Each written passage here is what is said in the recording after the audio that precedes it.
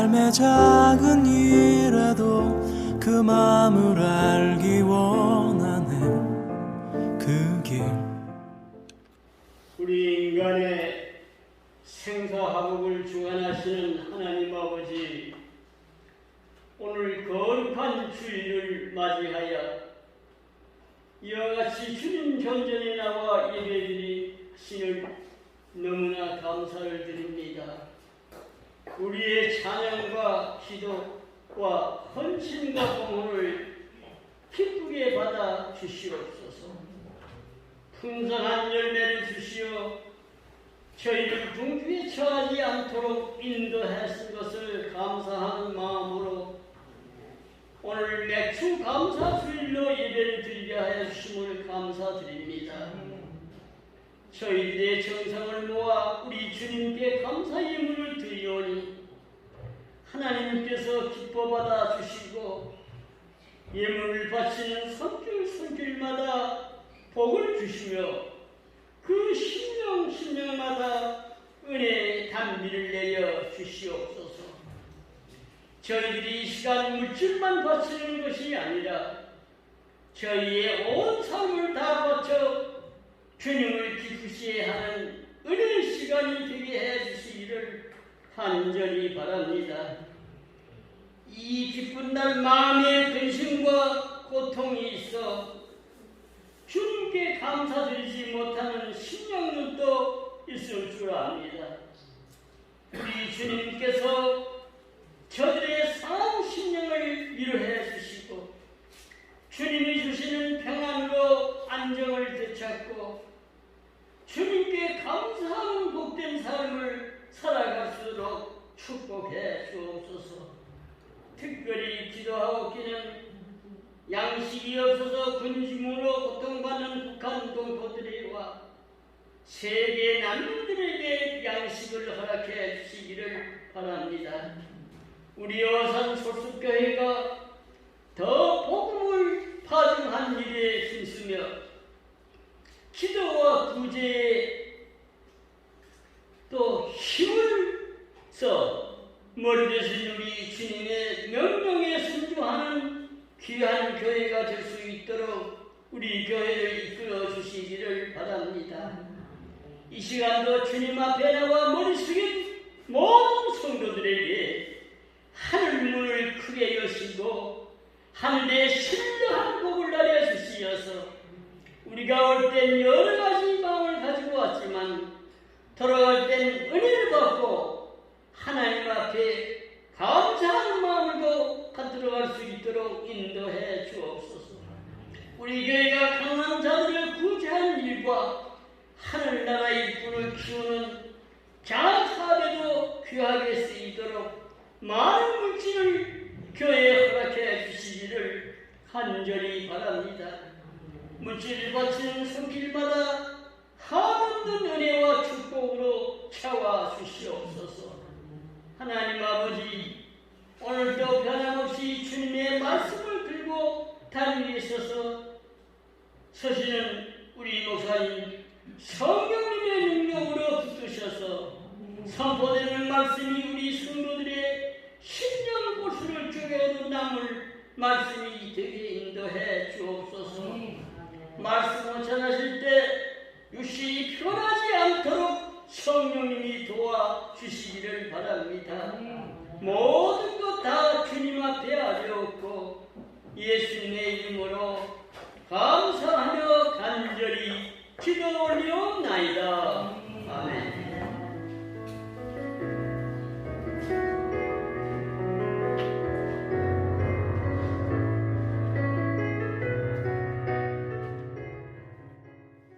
할렐루야. 오늘은 맥주 감사 주일로 하나님 앞에 나아갑니다. 맥주절을 지키라라고 또 성경에 말씀하셨습니다. 맥주절을 지키면 좋겠다라고 하는 것이 아니라 너희는 맥주절을 지키라라고 명령으로 하나님께서 선포를 하십니다. 추수할 때가 되었을 때에 그때에 하나님께서는 그 추수한 것으로 끝나지 말고 하나님 앞에 감사하며 맥주절을 지키라라고 명령을 하셨습니다. 오늘 우리는 지금 무언가를 수확을 하지는 않습니다. 시기상으로는 수확은 하지 않지만 우리도 동일하게 무슨 일을 하든지 어떤 일이 있든지 혹은 오늘처럼 7월달 또 2021년 하반기가 새로 시작이 된다든지 모든 상황 속에서 맥주절 하나님께 감사로 나아가라라는 그 명령을 우리 삶 속에 적용하기를 원합니다. 하나님의 명령의 말씀에 감사라는 명령에 우리가 지켜야 될 이유가 무엇인지 또 어떻게 하면은 그 감사의 유익과 더불어서 감사의 생활할 것인지 오늘 함께 말씀을 나누고자 합니다. 사실 빌립보서 오늘 4장 본문의 말씀은 새벽 예배 때 지난 주간에 한 주간 동안 빌립보서 말씀을 보았습니다. 그런데 이 말씀을 또 좀 더 깊이 또 우리 많은 성도님들과 함께 더 나눌 수 있기를 원하여서 이 말씀을 함께 살펴보길 원합니다. 우리 버거킹이라는 햄버거 가게가 있습니다. 미국에. 버거킹의 판매 전략이 해외 토핑 뉴스에 소개가 되어질 정도가 있었습니다. 그것은 뭐냐면 한 달 동안에 커피 5달러만 내면 커피값 5달러만 내면은 아침 모닝 커피를 주겠다고 하는 거예요. 한 달 동안. 한 달 마실 커피를 5달러만 내면 된다고 하는 것입니다. 우리나라 돈으로 한 6,000원 정도만 내면은 그러니 우리 스타벅스 유명한 스타벅스 커피 한 잔 6,000원 정도 한 잔 내는 값으로 버거킹에서는 한 달 동안 모닝 커피를 마실 수 있다라고 하니까 사람들이 몰려들어갔겠죠, 그죠? 예. 그런데 몰려가는 건 좋은데 장사에 마진이 남을까요? 한 달 모닝 커피를 5달러, 6,000원에만 판매한다면은 분명히 미치고 손해보는 장사입니다. 그런데 이것이 해외 토픽감으로 나온 적이 있습니다. 이유는 무엇인가 했더니 버거킹에서 전략을 짰습니다. 아침마다 모닝커피를 이 저렴한 가격에 마실 수 있기 때문에 사람들이 다 아침 모닝커피는 다 이 버거킹으로 몰려드는 거예요. 그러면 한 달, 두 달, 세 달 이 버거킹 커피를 마시면서 버거킹 커피의 입맛에 길들여지는 것입니다. 그러면은 이제는 버거킹 커피만 찾는 것이 아니라 커피와 더불어서 햄버거를 또 주문하고 사람들이 이제 습관이 돼서 그 매장에 찾아오게 된다는 거예요. 어떻게 보면 커피 한 잔을 서비스로 드리면서 사람들의 입맛을 버거킹 커피의 입맛을 들여서 사람들을 확보하고 소비자를 부르는 것이죠. 그런데 여기에 중요한 원리가 하나 있는 것입니다. 우리도 마찬가지로 불평, 불만의 입맛이 들여져 있다면은 우리는 계속해서 그 불평, 불만, 뒷담화 이 모든 것에 계속해서 술술 나오게 되어 있다고 합니다. 사람을 칭찬하거나 또 감사하는 데에 우리는 사실 인색하다고 합니다. 어떤 분이 미국에 가서 보니까 앞에 문을 이제 건물, 빌딩에 들어가는데 한 5m, 6m, 10m 정도 남겨져 있는데 먼저 들어간 사람이 문을 쫙 열어줘가지고 또 들어가라고 또 기다리면서 붙잡고 있다라는 거예요. 그래가지고 이렇게 그 사람은 이제 감사합니다 하고 목례를 했는데 뒷사람이 줄줄이 따라오면서 그 미국 사람들은 땡큐, 땡큐, 땡큐 계속 감사하다고 하는 거예요. 아, 이거 괜찮네. 친절을 보이고 또 일일이 사람들이 또 고맙다고 땡큐, 땡큐 하니까 너무나도 이 문을 들어가면서 활력이 생기는 것을 보게 되었다고 합니다. 그래서 그 사람이 이제 한국에 와가지고 나도 이렇게 친절을 베풀고 또 서로 땡큐하는 문화를 만들어야 되겠다 해서 문을 이제 빌딩에 열고 5m, 10m 오는 사람한테 다 기다리는 생각을 했습니다. 그랬더니 우리 한국 사람들이 다 아니, 저 사람 왜 미리 일찌감치 문 열고 붙들고 계속 지나가지 않고 있나 하면서 이상하게 쳐다보면서 가더라고요. 땡큐가 아니라 이상한 사람으로 몰렸다고 합니다. 그러면서 이게 미국 사람들의 문화와 땡큐 문화와 우리 한국 문화와는 많이 다르구나 해서 문 여는 건 그만뒀다고 합니다. 그만큼 우리가 감사에 익숙하지 않는, 사실 미국 문화의 대부분은 성경 가운데에서 나온 것이 많이 있습니다. 감사합니다. 하나님께 감사합니다. 또 사람에게 감사합니다 하는 것이죠. 그래서 이 버거킹의 판매 전략도 반대로 그 안에는 원리가, 그렇죠? 우리도 계속해서 감사에 젖어들게 된다면은, 감사의 입맛이 길들여지게 된다면은 계속해서 감사의 길이 만들어지고 열려지게 된다 하는 것입니다.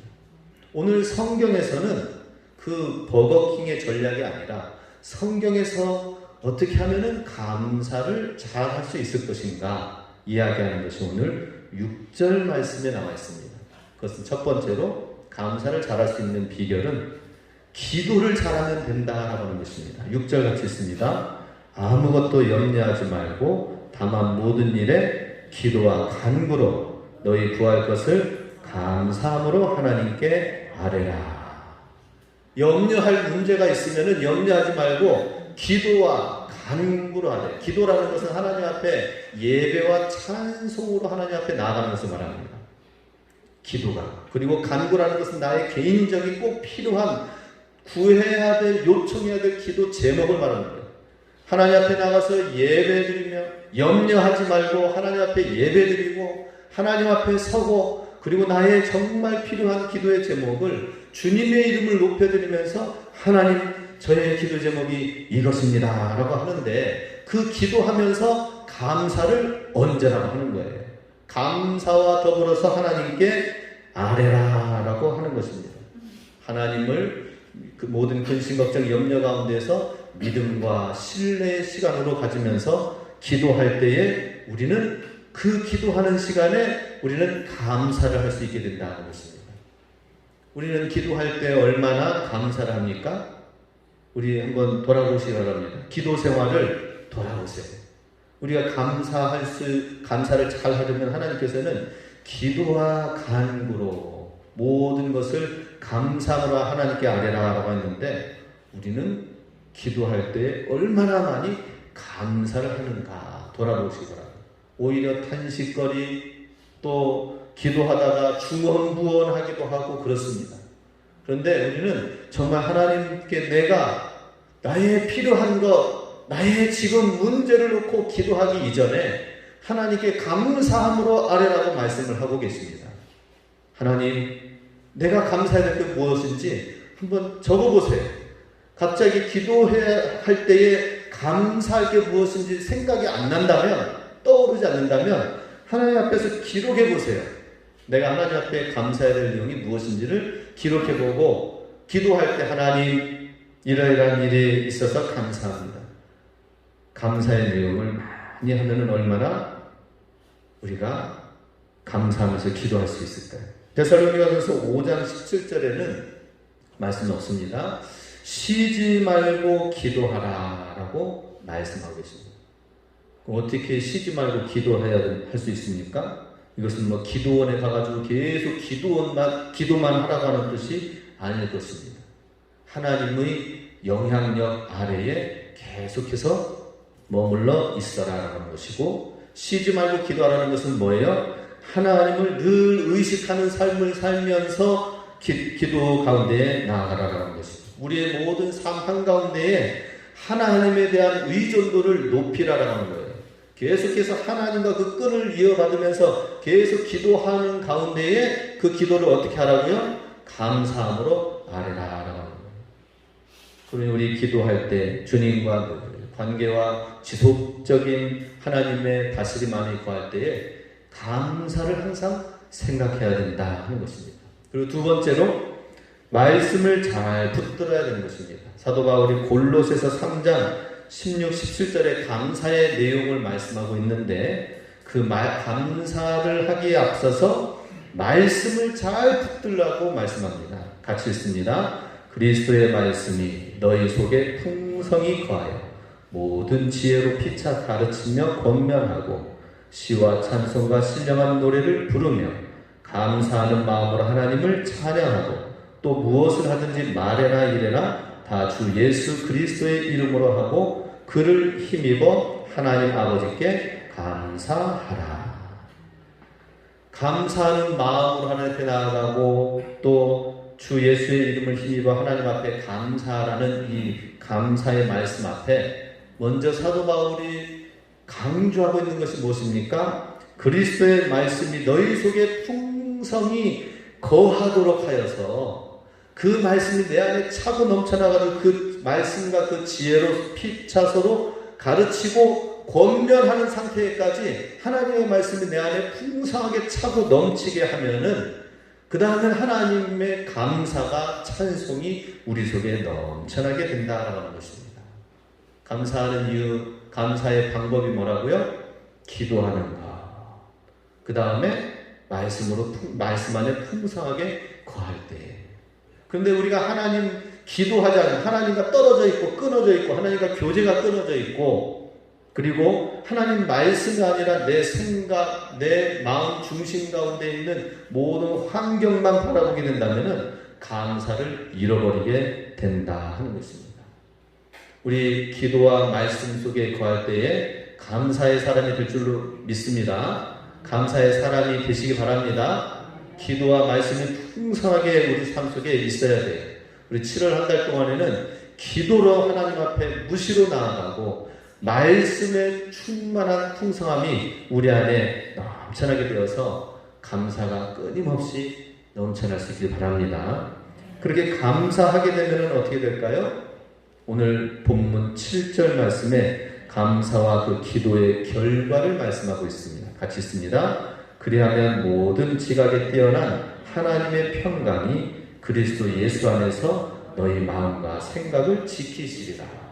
아니, 감사하고 기도하면은 하나님께서 응답을 해주시겠다라고 응답의 이야기가 나와야 되는데 응답한다는 얘기는 없어요, 지금. 그리하면 무엇이라고 한다는 거예요? 하나님의 평강. 그리스도 예수 안에서 너희 마음과 생각을 지키시리라 라고 하는 거예요. 기도 응답, 감사함으로 인하여서 기도 응답은 하나님께서 무엇을 주시겠다는 거예요? 하나님의 평강을 우리에게 심어주신다는 거예요. 하나님의 평강이 돼 어떤 평강? 모든 지각에 뛰어난 하나님의 평강. 이 지각이라고 하는 것은 우리의 생각, 냉정하게 침착하게 편견 없이 어떤 치우침 없이 생각하고 판단하는 우리의 능력, 이성인데 우리의 이성 가지고는 사실 그 모든 것을 다 이기고 승리하고 나아갈 수가 없어요. 우리의 지각 그 이성 뛰어넘는 하나님의 평강이 우리 안에 있어야 된다 하는 것입니다. 우리가 기도 한번 열심히 한번 해보세요. 그냥 살짝 담금질만 하지 말고 깊이 하나님 앞에 기도해보세요. 기도하고 나서 하나님 앞에 나서 우리 마음 심령 가운데 모든 일을 대한다면은 기도하지 않아서 문제지 기도를 하고 나면은 하나님의 평강이 우리에게 먼저 주어지게 됩니다. 기도하지 않아서 불안한 거예요. 기도하지 않아서 이 문제를 어떻게 해결해야 될지 염려하는 것입니다. 기도하면 어떻게 된다고요? 그리스도의 평강, 이성과 모든 지각을 뛰어넘는 하나님의 평강이 우리의 마음과 생각을 지키는 것부터 하나님의 응답의 역사가 나타나게 된다고 말씀하십니다. 중요한 것은 우리의 마음과 생각을 잘 지키지 못하는 거예요. 아주 작은 일에도 우리의 마음과 생각이 너무나도 쉽게 무너집니다. 그래가지고 우리가 어떻게 순교자의 신앙을 얘기할 수 있겠습니까? 순교자의 순례를 우리가 사실은 다 하기 원합니다. 국내에 있는 순교 성지를 우리가 다니기를 원하고 또 멀리는 이스라엘 성지를 순례를 하기를 원합니다.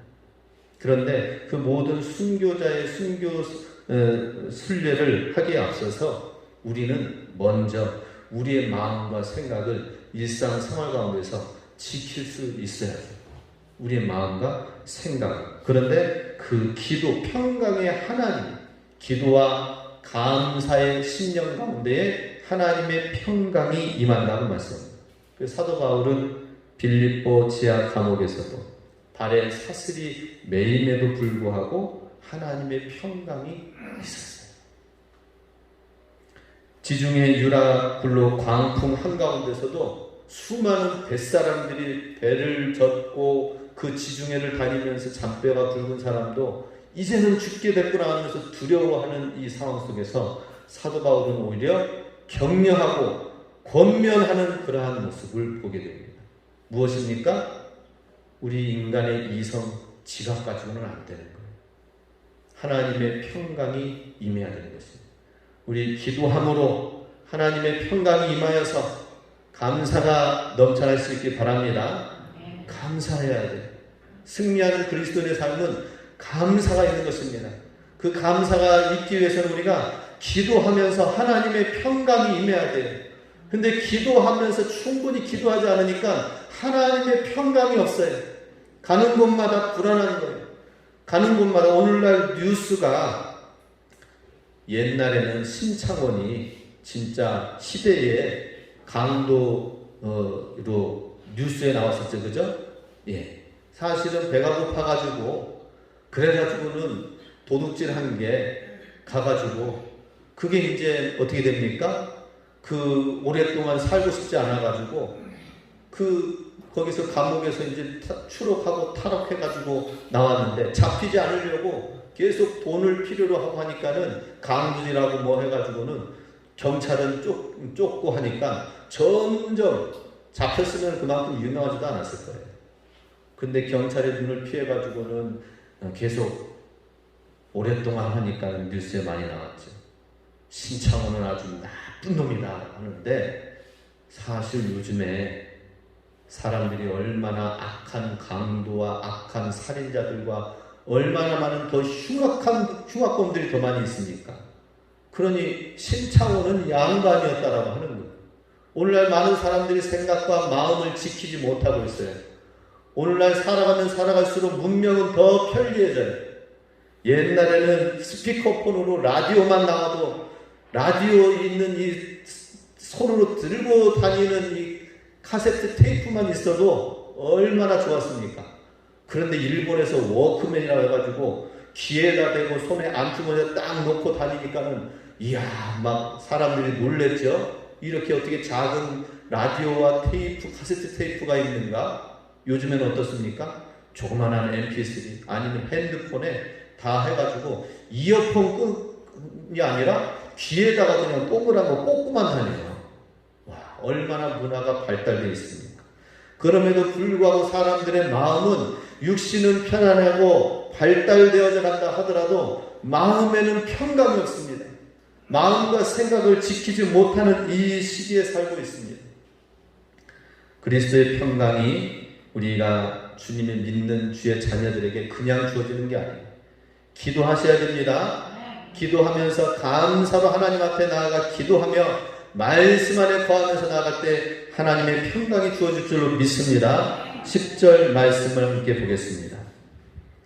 9절 말씀 너희는 내게 배우고 받고 듣고 본 바를 행하라. 그리하면 평강의 하나님이 너희와 함께 계시리라.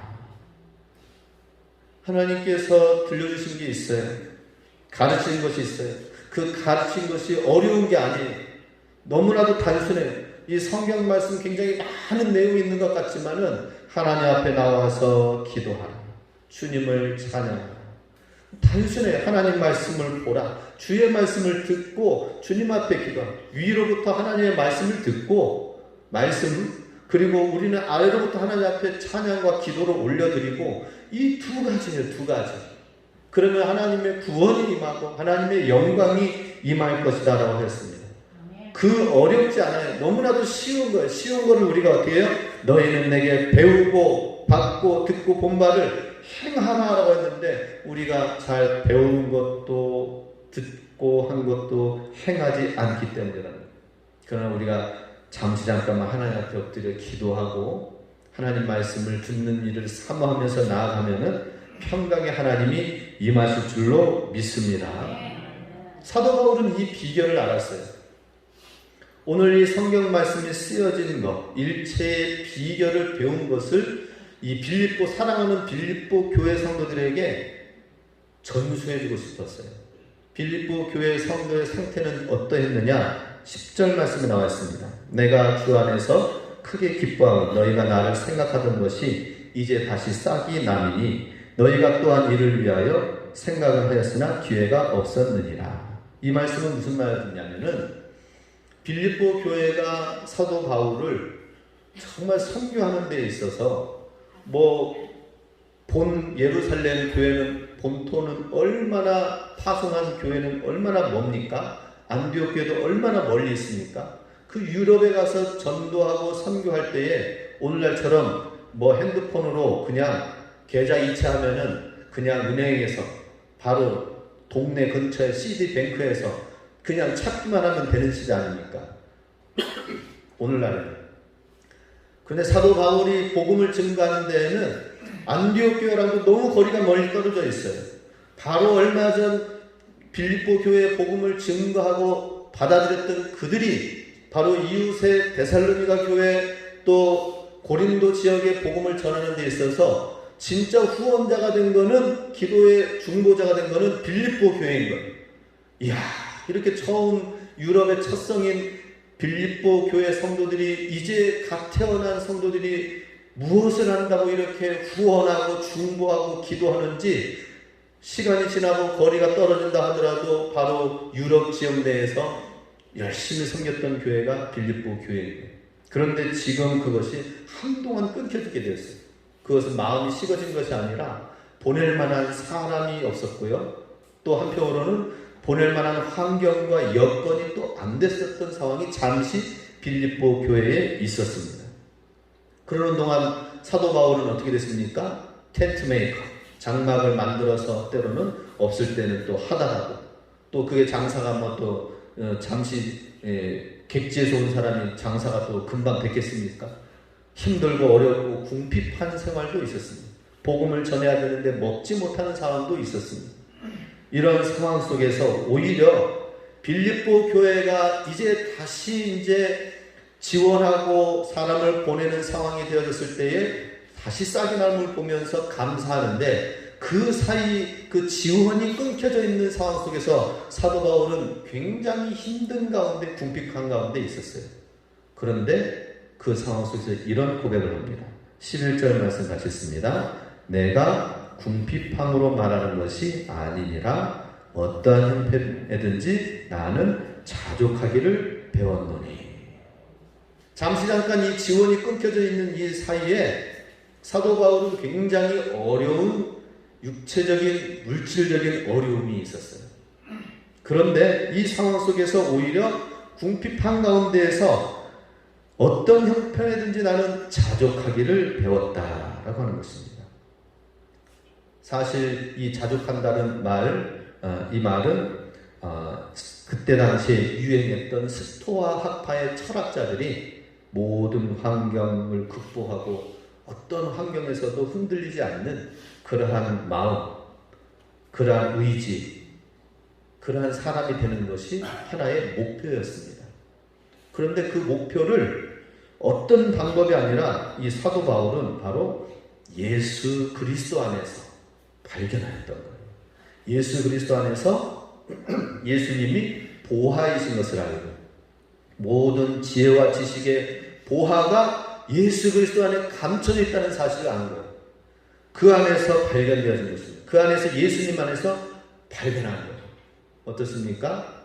우리가 힘들고 어렵고 궁핍한 상황이 되어진다면 그때가 어떻게 보면 끔찍하고 그 상황이 빨리 벗어나고 싶고 이런 마음만 있지요. 근데 사도 바울은 그 궁핍한 상황 속에서 예수 그리스도 안에 문제의 해결점이 있구나 하는 것을 발견한 거예요. 자족하기를 배웠다는 것은 그냥 난 며칠 굶어도 괜찮아, 이게 아닙니다.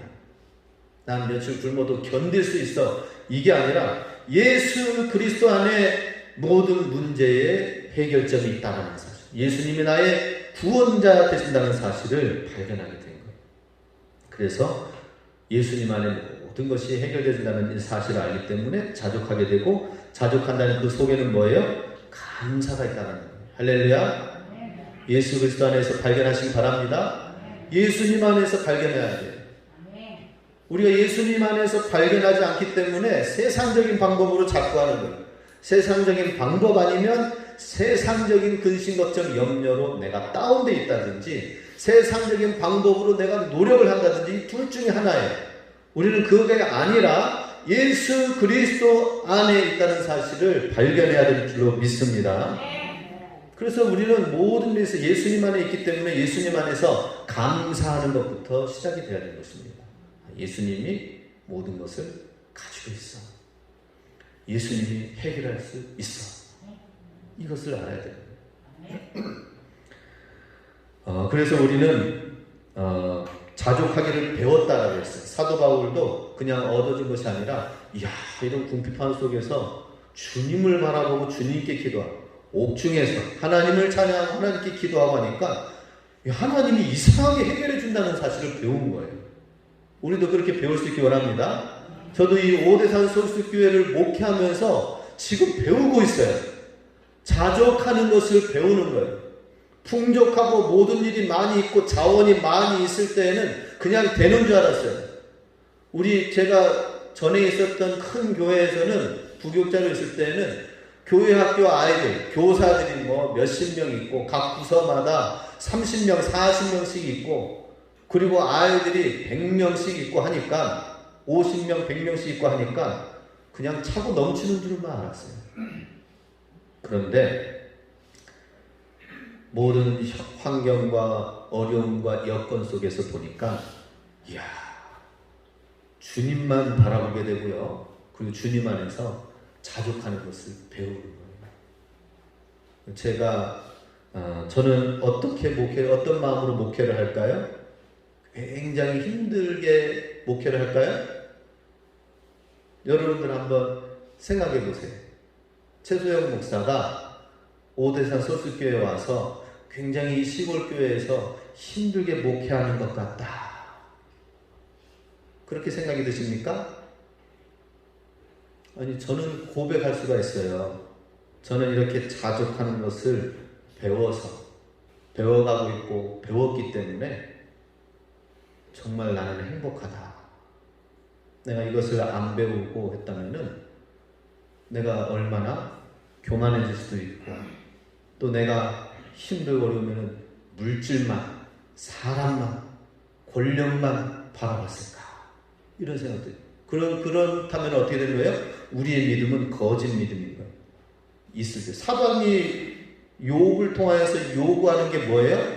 하나님, 욥이 좀 이렇게 풍성하게 하나님의 손으로 지워주셨으니까는 이렇게 믿고 잘 섬기는 거지, 그거 뺏어가면은 하나님 오히려 원망할 것입니다. 하나님 저주할 것입니다. 4개 했잖아요. 그죠? 근데 어떻게 됐어요? 욥의 신앙이 진짜 올바른 신앙이 됐어요. 우리도 그와 같이 돼야 돼요. 자족하기를 배우셔야 됩니다. 감사를 배우셔야 됩니다. 그냥 감사는 그냥 내가 해도 되고 안 되어지는 것이 아니라, 우리의 신앙이 참된 신앙인가, 어려움과 모든 꺼풀 다 벗겨져도 없어져도 진짜 진실한 믿음인가, 하나님만을 믿고 하나님만을 따르고 하나님만을 섬기고 하나님만 바라보는 신앙인가, 그 시금석이 되는 것이 감사인 줄로 믿습니다. 그래서 저는 감사해요. 감사. 저는 행복한 목회를 하고 있어요. 저는 감사의 목회를 하고 있어요. 주여, 텃밭을 일구면서도, 그리고 또 조금 나면은 또 조금 나눠줄 수 있는 거에 감사. 제가 예초기 들고 이렇게 처음에는 낯질하면서 마당 좀 배우를 했잖아요. 예전에 보니까는 농약으로 막 뿌려가지고 다 죽여놓더라고요. 근데 좀 보니까 그거야 편하고 좋지만 아이들이 놀고 또 이렇게 하는 데 있어서 건강하지 않은 것 같더라고요. 나는 농약은 되도록이면 안 씁니다. 이제 예초기로 싹 하니까 처음에는 힘들었어요. 한 번 한나절 하고 나서는 막 어깨와 팔이 움직이질 못하겠는 거예요. 며칠 갔어요. 요즘에는 제가 예초기를 들지 않으면 몸이 근지러워요. 예. 야싹싹 해가지고 또 우리 성도님들 주변에 또 좀 이렇게 더 할 수 있으면 좋겠다. 이런 마음을 가지고 있어요. 근데 예초기가 없으면은 내가 왠지 허전할 것 같아요. 허전. 우리가 육체적으로 힘들어서 육체적으로 편리해서만이 문제가 아니라 우리의 진정한 행복은 무엇인가? 우리의 믿음은 무엇인가? 중요한 것은 나의 믿음인 것입니다. 나의 믿음. 나의 믿음이 어떤 믿음인가 하는 것입니다. 잠시 오는 어려움에 그냥 무너지고 무릎 꿇고 그런 어려움, 그런 믿음인가 하는 것입니다. 감사 훈련을 받으시기 바랍니다. 기도의 훈련을 받으시기 바랍니다. 자족함을 배워야 될 줄로 믿습니다. 디모데전서 4장 4절 5절 말씀에 하나님께서 지으신 모든 것이 선함에 감사함으로 받으면 버릴 것이 없나니 하나님의 말씀과 기도로 거룩하여 집니다. 모든 것을 감사함으로 받으면 버릴 것이 없다라고 하는 것입니다. 이것이 우리가 일체의 비결을 배우는 것입니다. 좀 더 구체적으로 12절 같이 있습니다. 나는 비천에 처할 줄도 알고 풍부에 처할 줄도 알아. 모든 일 곧 배부름과 배고픔과 풍부와 궁핍에도 처할 줄 아는 일체의 비결을 배웠노라. 사도 바울이 이 비결을 배운 하나의 모델이 있었습니다. 사도 바울도 그냥 이 일체의 비결을 배운 것이 아니라 사도 바울은 그때 당시에 구약 성경이 있잖아요. 그죠? 하나님 말씀을 정말 열심히 연구하고 알고 있는 사람이 사도 바울 아닙니까? 사도 바울이 이런 환경 속에서는 어떻게 해야 되나 고민했을 거예요. 그랬을 때에 사도 바울이 하나님께서 떠올리게 한 것이 무엇이냐면 다윗이었습니다. 다윗이 이렇게 사울왕으로부터 쫓김을 당하고 죽임 가운데 위기 가운데 처해져 있을 때 미래의 꿈과 장래 이스라엘의 왕이 될 것이라는 둘째 치고 지금 목숨이 달아날 위기에 있는 거예요. 하도 이제 쫓기다 보니까 더 이상 도망칠 데가 없어요. 이스라엘 땅 가운데 황무지 광야에서도 도망칠 수가 없다 보니까 이방 땅에까지 도망가게 되었는데 이게 웬일입니까? 예전에 적이었던 땅으로 가서 발견이 되어지고 걸리게 되어진 거예요.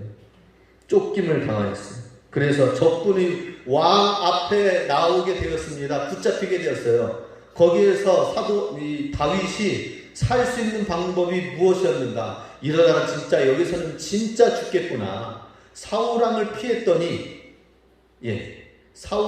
피했더니 적군의 왕 앞에 붙잡혀서 이제는 진짜 죽게 된 거예요. 그랬을 때 다윗이 할 수 있었던 행동은 뭐였어요? 그 앞에서 침을 흘리면서 미친 놈이 된 거예요. 미친 사람이 된 거예요. 미친 행동을 한 거예요. 그러니 진짜 얼마나 그런 연극을 얼마나 정말 리얼하게 했으면은 이거 다윗이 옛날 그 골리앗을 죽인 다윗이 아니네. 지금 완전히 미쳐가지고 침을 흘리고 그냥 막 미친 사람이 돼 있으니까 이거 그냥 죽이지 말고 그냥 이렇게 살면서 이 미친 가운데 그냥 고통 가운데 살게 하자 하는 동안에 빠져나오게 되는 거예요. 그러면서 그렇게 빠져나오면서 쓴 시의 내용이 있습니다. 완전히 미친 사람이 될 정도로까지 자기 자존심이 완전히 구겨지고 땅이 떨어지고 이런 상황 속에서 하나님 원망할 수도 있을 거 아니에요? 그런데 그때 부른 시가 있습니다. 시편 34편 1절에서 3절에 보면은 제목이 이렇습니다. 다윗이 아비멜렉 앞에서 미친 채 하다가 쫓겨나서 지은 시가 이렇게 시작이 됩니다. 같이 있습니다. 내가 여호와를 항상 송축하며 내 입술로 항상 주를 찬양하리로다. 내 영혼이 여호와를 자랑하리니 공고한 자들이 이를 듣고 기뻐하리로다. 나와 함께 여호와를 광대하시다 하며 함께 그의 이름을 높이세. 할렐루야. 일체의 비결을 배운 건 바울 이전에 이미 다윗이 있었어요. 다윗이 미친 채 하면서 끌려다니면서 쫓김을 당하면서 죽임 앞에 있었던 이 사람이 자존심까지 다 구겨져 있던 이 다윗이 그러면서 광야길로 피해 나오면서 부른 노래가 무엇입니까? 내가 원망이 아니라 뭐예요? 내가 여호와를 항상 송축하겠다. 어떤 상황에서든지 결단한 거예요. 내가 하나님의 이름을 높이겠다. 내 입술로 항상 주님을 찬양하겠습니다라는 거예요. 모든 일에 범사에 내가 감사하고 찬양하고 주님을 송축하겠습니다라는 거예요. 내 영혼이 여호와를 자랑하겠다고 하는 거예요. 이러한 결단이 있었습니다. 다윗에게도 그렇죠? 우리에게도 이런 결단과 이런 믿음이 있으시기 바랍니다. 감사는 바로 그냥 해도 되고 안 돼도 되는 것이 아니라 정말 우리의 신앙의 고백이 되어야 될 줄로 믿습니다. 그런 고백이 된다면 어떻다고 말합니까? 13절 본문 말씀, 사도 바울이 감사로 기도하며 일체에 자족하는 비결을 가진 자에게 이러한 능력이 줄 것이다. 시작. 내게 능력 주시는 자 안에서 내가 모든 것을 할 수 있느니라. 할렐루야. 하나님 내게 이것도 해주세요. 하나님 이게 필요합니다. 하나님 나를 구원해 주세요라고 우리는 기도하지만 하나님께서는 평강의 하나님을 우리에게 주시고요. 기도하며 주님께 구하며 나가는 자에게 하나님은 평강의 하나님이 내 마음 생각을 지키게 하시고 그 다음에 일체에 자족하는 비결을 하나님께서 우리에게 주시되 내가 모든 능력 주시는 자에서 내가 할 수 있는 사람이 되게 하신다는 것입니다. 하나님이 행하시지만 하나님이 능력 주시고 하나님이 상황과 환경을 변화시키시고 나를 고쳐주시고 하는 것은 하나님이시지만 사실은 기도 응답은 결론은 뭐예요? 내가 그런 능력의 사람이 되는 거예요. 할렐루야. 하나님이 상황 고쳐주고 끝이 아니라 하나님께서 나의 능력 있는 그러한 사람이 되게 해주신다는 거예요. 능력 주시는 자에서 모든 것을 할 수 있는 그러한 사람이 되게 해주신다라고 하는 것입니다. 중요한 것은 내가 변화되어야 되는 거예요. 내가 하나님 이거 고쳐주세요 하고 하나님 이거 주세요 하고 손에 쥐어주는 게 문제가 아니라 그게 하나님의 응답이 아니라 하나님께서는 평강의 하나님이 임하셔서 생각과 마음을 지키는 사람이 되게 하시고 그리고 자족하는 모든 일에 감사와 자족하는 사람이 되고 감사의 그 믿음 가운데는 하나님께서 모든 능력 주시는 자에서 내가 모든 것을 할 수 있는 사람으로 변화시켜주는 거예요. 이러한 사람으로 변화되시기 바랍니다. 하나님께 늘 감사의 믿음을 가지시면서 승리하시길 주의 이름으로 건네 주께서 나에게 복의 복을 더하사 나의 지경을 넓히시고 주의 손으로 나를 도우사 나로 환난을 벗어나 근심이 없게 하옵소서. 내가 전심으로 여호와께 구하였더니 내 하나님께서 들으시고 내